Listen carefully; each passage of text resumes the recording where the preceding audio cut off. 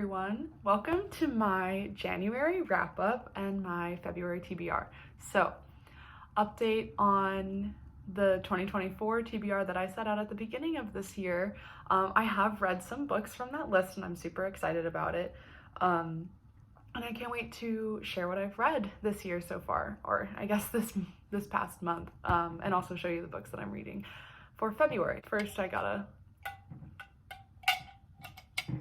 have some energy. Okay, we're gonna walk through everything that I read in January and then go over the books I have for February. I also listened to an audiobook, so I do not have that on this list, but I went through 7 in total. So just to go through, I have a whole Google sheet where I'm tracking everything, which is super fun, and all of my ratings, the average pages for the books that I read, the average rating that I gave on the books, I actually do not have genre on here. Maybe I should add that. First thing I read, and I talked about this in my January TBR because I had finished it at that point, it's not super long, In 5 Years by Rebecca Searle. I loved this book. Some people give it mixed reviews, but I absolutely loved it. I rated this 5 stars. It took a little bit to get into any standalone literary fiction type book, but once I was into it, I think I read the first 25 pages. I read the first 25 pages one night, and then I read another 25 pages the next night, and then I finished the book the next day. So there are 250, 260 pages in this. It's not very long, but the fact that I just ripped through 200 pages in a night, which was not typical of me whatsoever, I mean, that just goes to show how much I loved this book. I loved the concept. I think Rebecca Searle's writing is beautiful. I think as someone who's always looks ahead at the future and is trying to know what comes next, having the grounding that you're not gonna know what comes next at a certain point. You don't know what comes next at a certain point. For anyone who doesn't know, the concept of this book is a woman who has her whole life together. She's getting a new job at a law firm. She just got engaged to this man. Everything's going super well in her life. She has a best friend who she loves. She wakes up the night that she gets engaged 5 years in the future, and she's in a different apartment with a different man with a different ring on her finger, and then she's there for an hour, and then she comes back to the present time. And the book basically follows her moving through those 5 years trying to get to that event where she was 5 years in the future. And it's just an incredibly emotionally, it wrecked me emotionally. My little sister texted me in the middle of the night, and she's like, "Are you okay?" And I was like, "Oh, I'm fine. I just read this really great book that made me absolutely sob." The last 50 pages were just incredible. To read more of this author's writing. I know she's releasing expiration dates this year, and I think she has another book, The Dinner List, I think is what it's called. So definitely want to read that as well. I don't have enough good things to say about this book. Next is The Rehearsals by Annette Christie.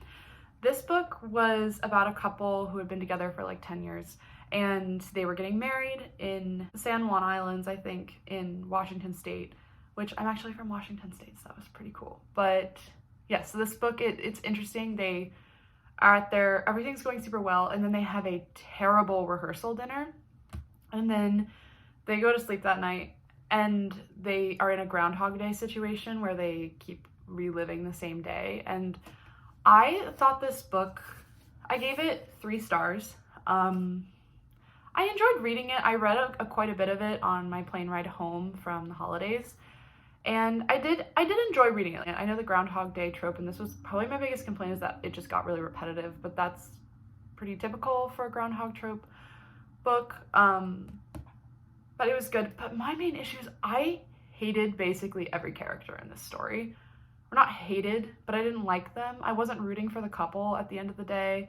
The only people I liked in this book were the female protagonist's aunt and her husband. I only liked them. So I'd recommend it if you want to read the type of book where you're reliving the same day. So my boyfriend and I started this new tradition this year because we wanted to start reading more, but we didn't want to buy a bunch of new books because it can get really expensive. So we go to used bookstores more frequently. So we started this tradition, if you want to call it that, where the first weekend of every month we go to a used bookstore and we pick out a random genre for one another. So I have like a list of 17 genres on my phone, and they are all associated with a number. I think I'll put a picture somewhere. And on the way to the bookstore, we use use a random number generator to like pick a random number, and that number associated with the genre is what we pick for one another. And this month I picked out a mystery thriller for him, and I think it was called The Obsession. It was YA. It was pretty good, I think. I think he rated it like 3 stars or something. And he picked out for me science fiction. I am not a big sci-fi reader. I mean, I like dystopian, but which I guess is kind of similar, but yeah, not a big sci-fi reader. And he picked out City by Clifford D. Simak for me, because he thought it looked funny. So this book is, I'll preface this, I gave it a 1.5 star, but it is a commentary about the future of human civilization after the dropping of the atomic bomb in World War II. I gave it 1.5 star because I can appreciate the commentary, because this was written in the 40s and 50s collectively. It is a collection of 8 tales, and it's about the downfall of human civilization and the rise of a new species that has come to rule the earth, and that species is dogs. Like, humans train their dogs to learn how to read and write and use technology, and they have this robot named Jenkins who like help to the humans, and then at this point is now helping the dogs. And the dogs are all pacifists. They don't believe in killing anyone, like all of this type of stuff. And so it's basically about the downfall of human civilization and the rise of dogs and doggish culture. It sounds so funny saying it out loud. And it takes it's like 8 tales that take place over the course of like 10,000 years. I can appreciate the commentary that Simak, I'm sorry, was making. This is a like critically acclaimed book. It won a ton of awards, so I can have some appreciation for it. So that's why I gave it a 1.5. But I hated like every second of reading this book. I'm gonna put it down. Can we just take a moment, sorry, the straw is annoying me, to appreciate this beautiful drink. This is my favorite flavor of Alani Nu. My second flavor is Witch's Brew, which is also really good. I tried Blue Slush the other day and I was kind of disappointing, but let me know if you drink Alani and what your favorite flavor is. But let's get back to what we were doing. So the fourth book I read this month, Pride and Prejudice by Jane Austen.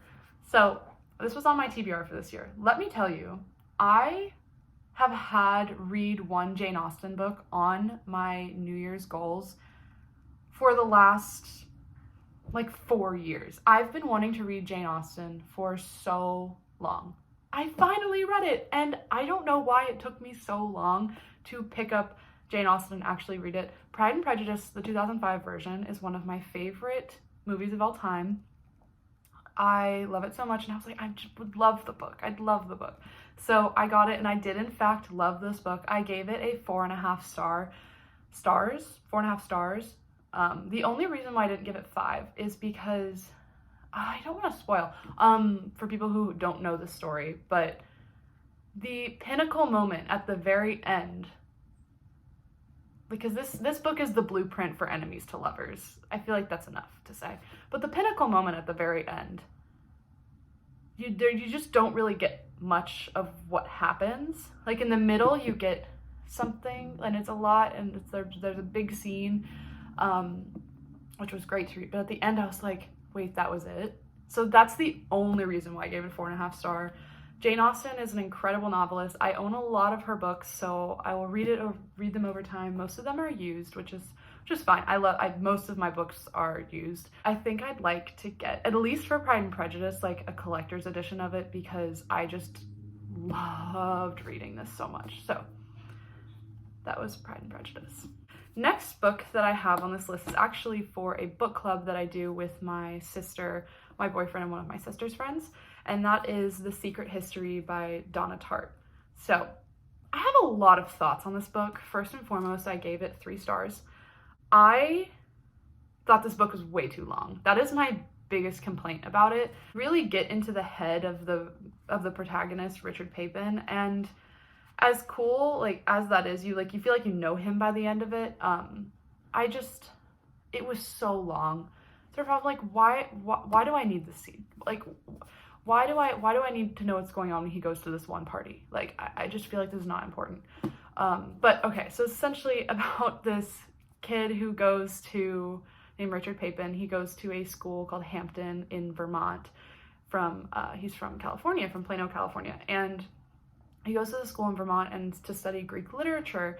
And this professor who teaches the Greek literature course or classes is very picky. He only has 5 students, and these 5 students are in this kind of secret society. Eventually, Richard Papin gets into this class and becomes part of this group. And this group is just like, it's like a secret society, and some really, really crazy stuff happens throughout the book, and I don't want to give any of it away. I do think it's something that, like, I'd recommend it, which is why I give it a 3 stars, because it's just wild. Like, you really never know what's gonna happen next. It's pretty suspenseful in that way, and it messes with you, like, you're in your head as you're reading it. You're like, my jaw is on the floor. But yeah, I thought it was okay. I just thought it was so long. Like, it was kind of grueling to get through at some parts.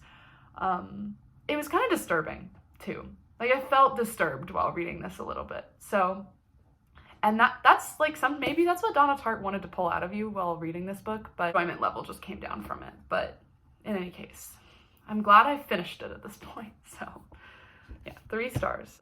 And then I didn't put it in the order that I read it actually, but I listened to the memoir, I'm Glad My Mom Died by Jeanette McCurdy. Put a picture somewhere. And I listened to it on Spotify. Jeanette McCurdy narrated it. If I'm like, most people watched iCarly growing up and know of Jeanette McCurdy, and I knew of the issues with Nickelodeon and Dan Schneider and the abuse of their child actors on most of their shows, but I didn't know of Jeanette McCurdy's experience really, and her experience with her mother especially. Going into it, I knew of some of it from a very surface level, but it was so interesting. And what's crazy, I definitely recommend listening to her narrate it, because some of the things she says are so hard-hitting and heavy, and she says it in the most like nonchalant kind of way, and I feel like that shows how she's dealt with it in her life even more. Like, just the way she's able to say it, just blank. And it's just crazy to me. I don't know, it gave a lot of insight into the world of child acting as well, and I think I'm just glad that I listened to it, and I've discovered that I really, really love listening to memoirs, specifically narrated by the authors. So I'll go over which memoir I'm listening to this month, but I think that's something I'm going to incorporate every month going forward, is making sure that I'm listening to at least one memoir, on audiobooks. So that one was really good. I do not rate memoirs either, because it's someone's story. I don't want to place a number on it, but I really, really enjoyed her memoir. And the last book I read this month was First Lie Wins by Ashley Elson. I thought this book was pretty good. I read this in one day. I read it on January 31st. I said, I'm finishing this. I'm finishing my TBR for this month. It's happening. I luckily didn't have much going on that day, besides work. But when I got home, I didn't have anything on the calendar. I said, I'm going to read this book. I read about 30 pages of it in the morning, in my morning commute to work. And then I finished it was 338 pages. Whatever, what's the math on that? The 308 pages left. So that was just kind of crazy to do. I finished it at 11:59 on January 31st. My Goodreads says I finished it on January 31st. So we did it. I rated this book a 3.75 stars. I did enjoy it. I love a thriller. It was super interesting. So it's basically about this woman who's like faking her identity, and she's given different identities for different jobs that she has to go on from this guy named Mr. Smith. And it's really interesting because you don't realize that when you start the book, but eventually it's just super secretive, and it's like, what is this girl doing? Like, what's going on? Every few chapters switches between the present day and in the past, and like former jobs that she's had and different identities that she's taken on, which is pretty cool the way it progresses there. The plot twist had my jaw on the floor too. That was really, really cool. I don't really have many complaints about this book. Maybe I just read it too quickly, but I thought it was good, but it's not my favorite thriller ever. I definitely recommend it, 100%, but it just wasn't my favorite thriller ever. This one's super cool too, because it was a book of the month book for January, engraved on the bottom, so that's super cool as well. I'm glad I was able to finish it. That's the reason why I was like, I'm finishing this book in January if I have something to say about it. So that was everything that I read in January, all 7 books. My total stats on everything from my Google sheet are 7 books read, 2,447 total pages. My favorite book was In 5 Years. My least favorite book was City. The average rating I gave for the book was 3.46 rounded, and my average page count was about 350. So that was pretty cool. So yeah, that's everything I read in January 2024. And now we're moving on to my February TBR. Okay, I'm so excited. So in future months, I want to do like the TBR prompts. I see those all the time on YouTube, and I think that they're so fun. But I ended up actually picking out everything that I wanted to read this month before realizing I didn't have much space left for a prompt book. And I want to be realistic. I did 7 books in January, so I'm going to do 7 books in February. So that's kind of what we're going about with it. I'm going to start at the top. It's called Plot Twist by Bethany Turner. It's pretty cute so far. It's just, I wanted to read a rom-com after reading The Secret History and First Lie Wins. I was like, I need something lighthearted. And that's what I got with Plot Twist. I'm like not super far into it. I'm like 80 something pages in. And it's pretty cute so far, but it's about a screenwriter and an actor who meet on February 4th, 2003. So also takes place in February, so perfect for this month. And the female protagonist, Olivia, owns a greeting card writing company, and her passion project is writing a screenplay for a movie. And she meets this actor in this coffee shop, and they like end up talking and hitting it off, and they come to this deal by the end of their first meeting where they say, let's meet up in 10 years. By then, I'll be a huge actor, and you'll have this brilliant screenplay written. You'll have an amazing screenplay with a huge actor to star in it, and then I'll have a great movie to star in. So it's a win-win situation. So they come up with this plan, and they say like it's a date or whatever. But by the end of their first meeting, they realize they never got each other's names. And the same day, but every year, and it shows what they're doing that year and how their lives are progressing and whatnot. And that's basically what it's about. The next book I'm reading is Kindred by Octavia Butler. I've been wanting to read this for a really long time. There's a movie of it. I think I saw a movie clip on TikTok or something, and after that I was like, oh my god, there's a book. I'm not watching any more of this movie clip. I'm very firm in like, I like to read the book then watch the movie. I don't like to watch the movie before I read a book. I've just always been like that. But in any case, I'm really excited to read Kindred. It's about a woman, I think she's in it's like 1970s or 1980s, but a 20th century Black woman celebrating her 26th birthday with her new husband, and is snatched from her home in California and transported back to the antebellum South. And it's basically her going back and forth from her present time to the antebellum South, and experiencing the racism, the sexism, the misogyny of both of her times back and forth. But I mean, it says like each time she's drawn back through time, each day grows longer and more perilous. And Dana is forced to contend with the brutal legacy of slavery and white supremacy, not knowing if her life will end long before it has a chance to begin. It just sounds incredibly moving, incredibly powerful. The reviews are amazing. I really want to read this. It's also Black History Month, so I figured this would be the perfect time to read this as well. So I'm really glad I was able to pick this up from my library. So this is what I'll be reading next in February. Then next I have The Sweet Spot by Amy Popel. I think Popel. Beautiful cover. This was mine and Logan's version of our book swap at the used bookstore for this month. He picked out a literary fiction for me, and this one is about these 3 women who all have this baby, but like none of them want the baby, or like it's not their baby. But they have like an infant they have to take care of, and they all 3 have this baby, and someone has to eventually take care of it and raise it, them going through that process. And the main description at the bottom is like smart, funny, and richly absorbing. The Sweet Spot is a celebration of modern family life and all of its wonderful and maddening entanglements. I think this is gonna be super cute. I'm really excited to read it, and just look how beautiful this book cover is. So I'm really excited to get into this. And then next I have Book Lovers by Emily Henry. Listen, I love Emily Henry.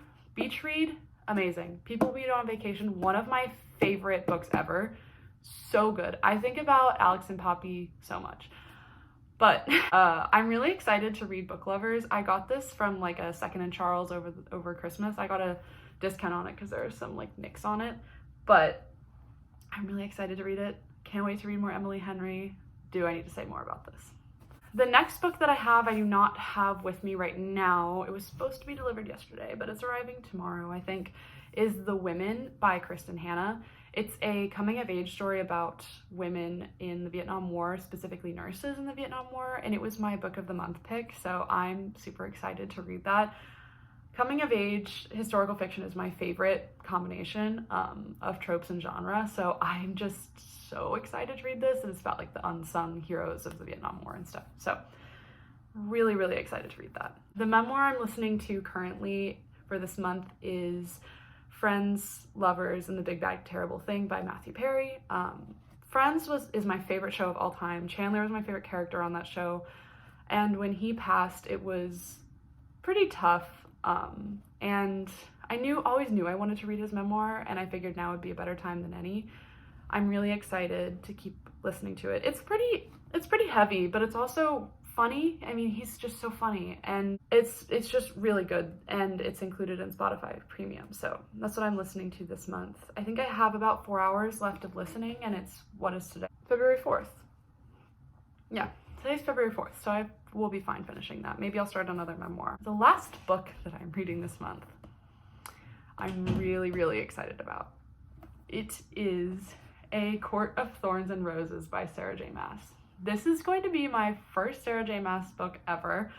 Everyone talks about this series, talks about Throne of Glass, talks about Crescent City, and they just love this universe, or the Massiverse, if you will.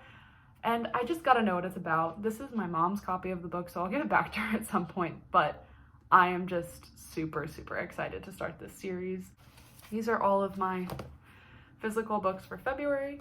I hope you enjoyed watching me ramble on about my January reads and my to be read for February, and we'll see what I can get through this month, but that's everything I have.